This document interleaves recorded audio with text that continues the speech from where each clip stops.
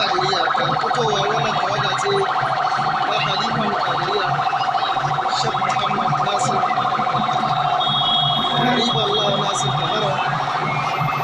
Kamar yadda kuke gani wannan ita ce tawaga ta gidan Kadiriya a zagayen Kadiriya na birnin Kano da kewayenta.